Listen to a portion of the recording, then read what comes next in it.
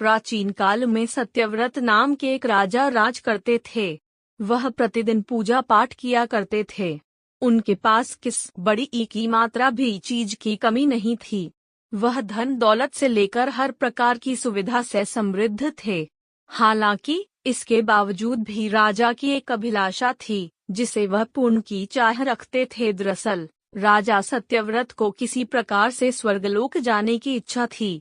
वह अपने जीवन में कम से कम एक बार स्वर्गलोक के सौंदर्य को देखना चाहते थे, लेकिन उन्हें इसका मार्ग नहीं पता था। इधर दूसरी तरफ ऋषि विश्वामित्र अपनी तपस्या के लिए घर से बाहर निकले। चलते चलते वह अपनी कुटिया से काफी आगे चले गए थे। काफी समय बीत गया लेकिन वह नहीं लौटे। इस कारण उनका परिवार भूख और प्यास से तड़प रहा था। राजा सत्यव्रत को जब यह पता चला तो उन्होंने ऋषि विश्वामित्र के परिवार के पालन पोषण की जिम्मेदारी ले ली। कुछ समय बाद जब मुनिवर लौटे तो वे अपने परिवार को कुशल देख काफी प्रसन्न हुए। उन्होंने पूछा कि उनकी अनुपस्थिति में किसने उनकी देखभाल की। इस पर ऋषि के परिवार वालों ने बताया कि राजा ने उनके पालन पोषण की जिम्मेदारी उठाई थी। यह सुनकर ऋषि विश्वामित्र तुरंत राजमहल पहुँचे और राजा से मुलाकात की। वहां पहुंचकर उन्होंने सबसे पहले महाराज को धन्यवाद कहा। इस पर राजा ने ऋषि अपनी इच्छा पूर्ण होने का आशीर्वाद मांगा। राजा की बात सुनकर ऋषि विश्वामित्र ने कहा, बोलिए महाराज, आपको क्या वरदान चाहिए। तब महाराज ने कहा, हे मुनि, मुझे एक बार स्वर्गलोक के दर्शन करने हैं। कृपया करके मुझे वहां जाने का वरदान दें। राजा की प्रार्थना सुनकर ऋषि विश्वामित्र ने एक ऐसा रास्ता बनाया जो स्वर्गलोक की ओर जाता था। यह देख राजा सत्यव्रत बहुत खुश हुए। वह तुरंत उस रास्ते पर चल पड़े और स्वर्गलोक पहुंच गए।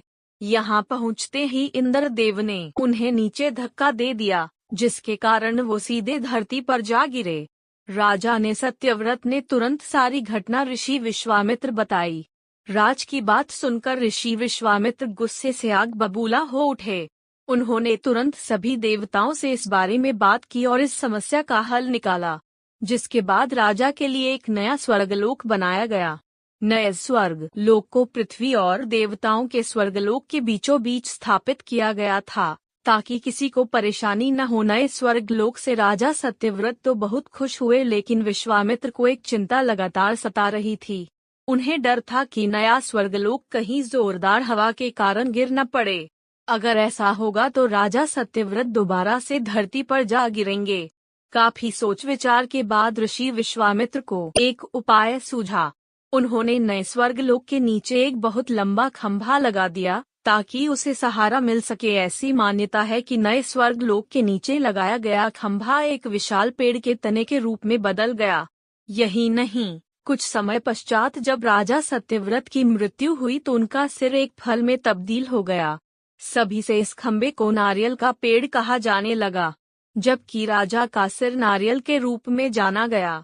यही कारण है कि नारियल का पेड़ इतना लंबा होता है। कहानी से सीख। इस कहानी से हमें यह सीख मिलती है कि अगर सच्चे मन से किसी की मदद करें तो हमारी हर ख्वाहिश पूरी हो सकती है।